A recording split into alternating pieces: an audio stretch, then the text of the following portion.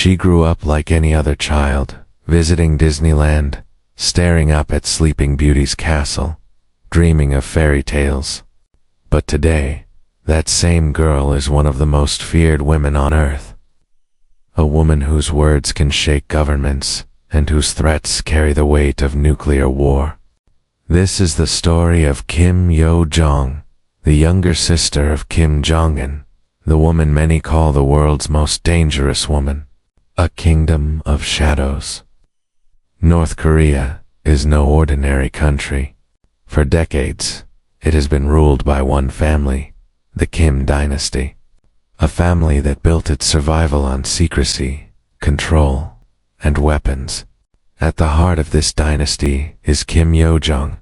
For much of her life, she was invisible.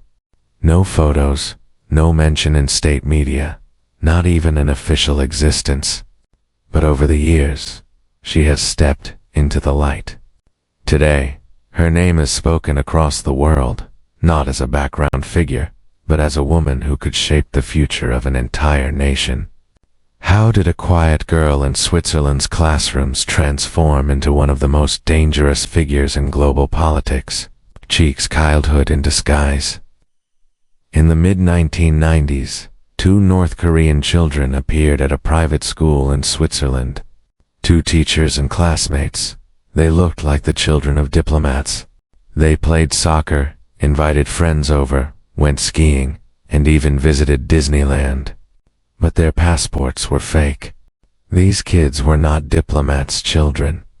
They were the heirs of North Korea's most powerful family, Kim Jong-un and his younger sister, Kim Yo-jong. They were guarded, always watched, and raised with a strange double life. Ordinary kids on the surface, but children of a dynasty that ruled a country in isolation. Returned to Pyongyang, and then, one day, they disappeared. No goodbye, no explanation. The children were pulled from school and taken back to Pyongyang. For Yo-jong, this meant stepping into the shadow of her father's regime. She studied computer science at Kim Il-sung University. But more importantly, she grew up inside a system designed to preserve absolute power. By 2011, when her father Kim Jong-il died, and her brother Kim Jong-un took over, she was already standing by his side, quiet, watchful, and ready. The shadow behind the throne. At her father's funeral, the world caught its first glimpse of Kim Yo-jong. Dressed in black, her head bowed, tears in her eyes. To most people, she was just another face in the crowd. But she was no ordinary mourner. From that moment, she never left her brother's side. At first, she blended in, holding his clipboard, carrying his ashtray, walking just a step behind him.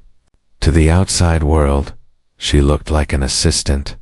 But analysts soon noticed she was always there, always watching, always close. She was not just his sister. She was his confidant, perhaps the only person he truly trusted. Propaganda chief. In 2014, Kim Yo-jong was appointed deputy director of North Korea's propaganda and agitation department. This was no ordinary job.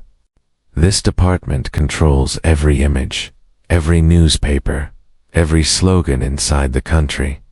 It was under her guidance that Kim Jong-un's image began to shift. Once seen as an unstable dictator, he was now carefully rebranded, shown laughing with workers, shaking hands, and projecting warmth when needed. Kim Yo-jong became the unseen director, crafting not only her brother's image at home, but also how North Korea appeared to the world. A new public face. The world finally saw her in 2018 at the Winter Olympics in South Korea. For the first time since the Korean War, a direct member of the Kim family walked into South Korean territory.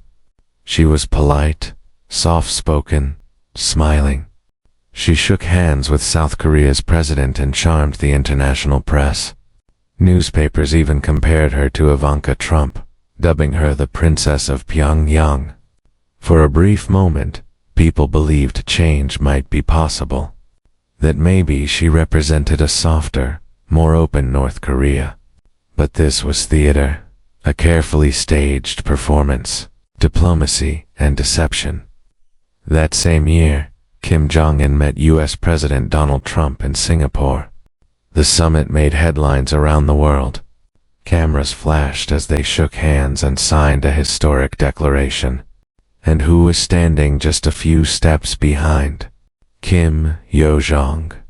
Silent, observing, watching every move. It became clear she wasn't just present. She was orchestrating the image of the regime itself. Under her influence, North Korean propaganda became sharper, more modern, and more global. She brought the dictatorship's voice into the digital age, from charm to fury. But the charm did not last.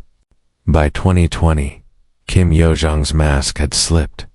She ordered the destruction of the Inter-Korean Liaison Office, a fragile bridge between North and South that had only just been built. Her rhetoric grew harsher. She insulted South Korea, attacked the United States, and even mocked Ukraine as vicious dogs. In 2022, the world finally heard her voice directly in state media. She praised her brother as a tireless leader during COVID, but blamed South Korea for the outbreak. She accused them of spreading the virus across the border, a claim that fueled tension even further. Her transition was complete, from quiet diplomat to the iron voice of the regime. Ruthless power. Behind closed doors, she grew even more feared. Reports claimed she personally ordered executions of high-ranking officials, not for betrayal, but for simply annoying her. True or not, these stories painted her as ruthless, cold, and unpredictable. Observers began to describe her role as bad cop, worse cop. Her brother could afford to smile occasionally, play the generous leader handing out gifts, while she delivered the threats, the insults, and the nuclear warnings. By 2024, her words alone were enough to make headlines and raise alarms around the world.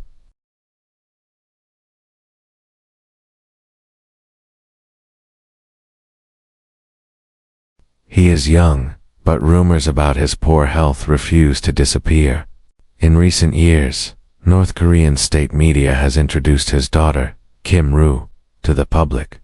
She has been shown standing at missile launches, calm and composed. But she is only a child, too young to rule, too inexperienced to hold absolute power. That leaves Kim Yo-jong. She has the authority, the experience, and the loyalty of her brother. If he were to die suddenly, she could very well become the first woman to rule North Korea. And perhaps the most dangerous. The dangerous sister. Her story is a chilling reminder of how power can transform someone.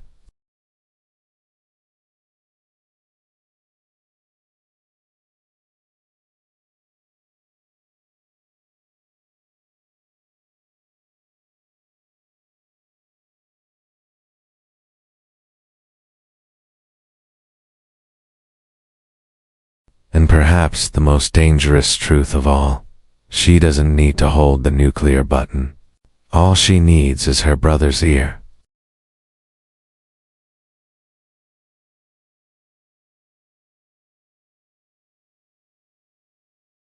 Or will she remain the power behind the throne, shaping the regime from the shadows?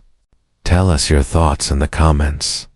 And if this story opened your eyes to a hidden side of history, don't forget to like, share, and subscribe to the Infinitale for more untold stories of power, secrets, and the people who shaped our world.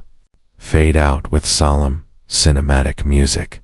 Kim Yo-jong's image fades into darkness,